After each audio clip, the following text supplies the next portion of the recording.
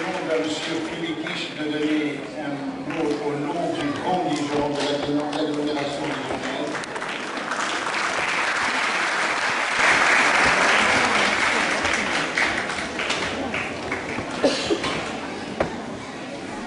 Mesdames et messieurs, je voudrais, au nom du président du Grand Dijon, François Rebsamen, au nom de l'ensemble des élus de l'agglomération, donc représentant vous-même les 250 000 habitants de l'agglomération, vous apporter, en saluant votre président, M.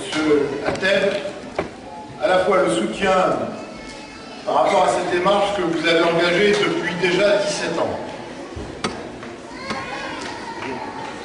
Lors de l'intervention ouvrant la remise des récompenses, Mohamed Attel a rappelé les principes de Condorcet, en utilisant notamment sa démarche. Vous avez souhaité replacer dans l'esprit des Lumières à la fois le savoir comme étant au cœur des préoccupations, au cœur de l'émancipation, et de faire en sorte justement de valoriser la réussite de chacun, et notamment pour les parents, de leurs enfants, dans une société qui n'est pas toujours accueillante et qui bien souvent, notamment dans des parcours individuels, s'avère un seul obstacle. Valoriser la réussite en faisant en sorte de croire en la République, en faisant en sorte que l'instruction qui est au cœur de l'émancipation puisse vous permettre là aussi non seulement de vous situer dans une dynamique évolutive, mais sans doute aussi de participer collectivement, encore plus fortement, à la richesse de notre pays. L'année 2011, quelle année! Quelle année, avec notamment la démonstration à la fois de ceux qui ont su utiliser les conséquences du savoir, c'est-à-dire Internet, pour mener à bien une des révolutions les plus magistrales, en faisant tomber des dictateurs, en instaurant la liberté et en faisant en sorte que le peuple soit reconnu dans la gestion de ce gouvernement. J'ai eu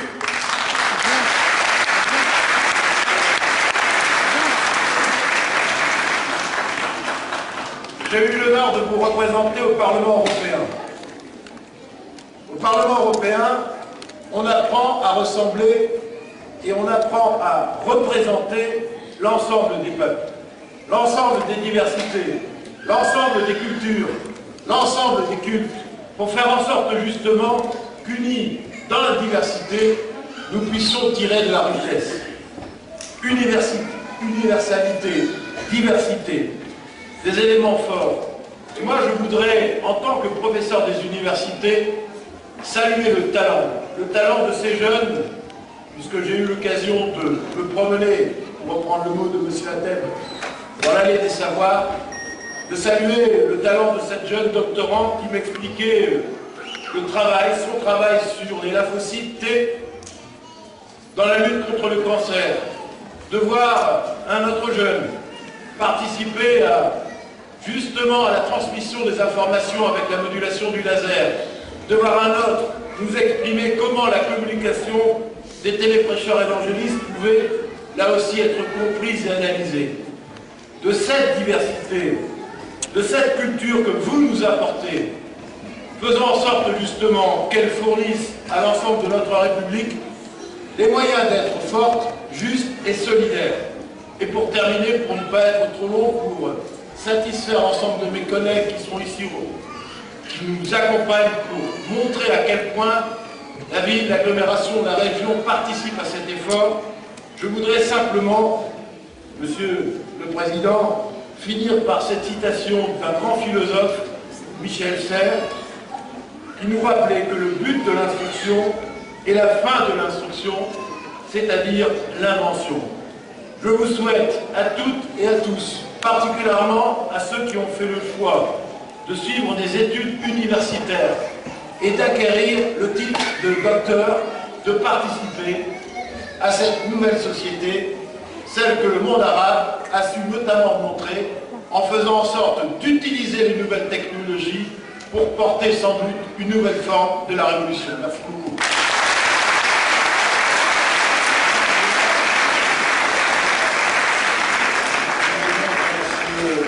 Guillaume, il assiste chaque année. Bien entendu, il est le même adjoint de Guillaume et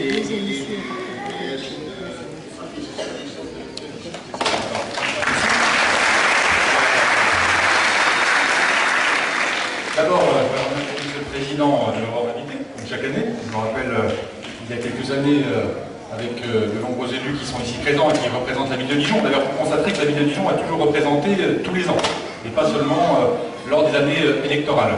Et donc, voilà, je vais le dire quand même. Et moi, je me rappelle, peut-être que nous avions, la première fois, je me rappelle, notamment Pierre était là aussi, une réunion au Clos Vougeot, à la salle du Clos Vougeot. Il y avait beaucoup moins de monde qu'aujourd'hui.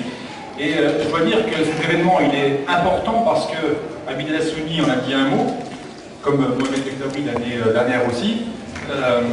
Lorsque l'on voit cette stigmatisation, vous savez, identité, insécurité, immigration, enfin ce discours que l'on entend chaque jour asséner dans les médias, eh bien, vous prouvez dans cette journée du savoir à ceux qui assimileraient l'islam à l'obscurantisme, eh bien qu'au contraire, le savoir c'est le culte de la raison.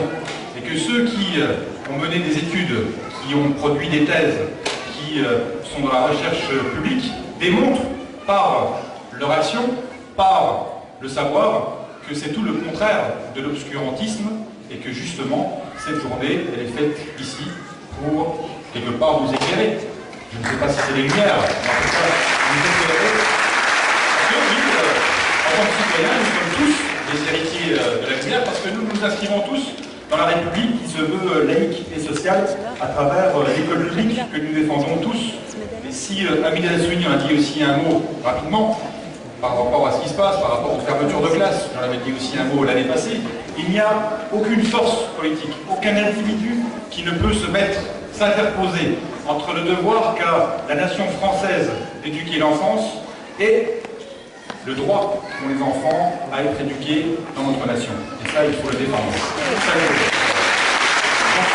je ne vais pas être très long parce que les collègues ont dit l'essentiel et qu'on est réunis aujourd'hui pour valoriser le travail des savants, des chercheurs.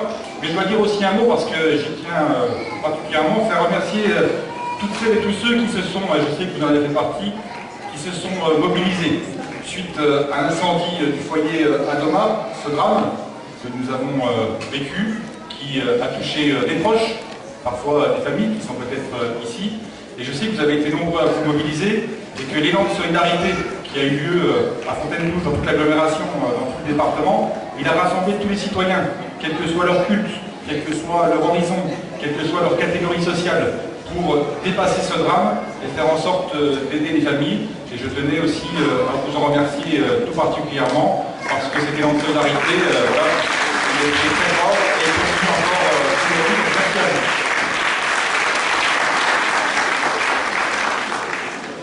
Cette année, nous avons fait la démarche d'inviter les ministres. Il y a certains qui m'ont chargé de transmettre leurs excuses, mais je n'aurai pas le temps.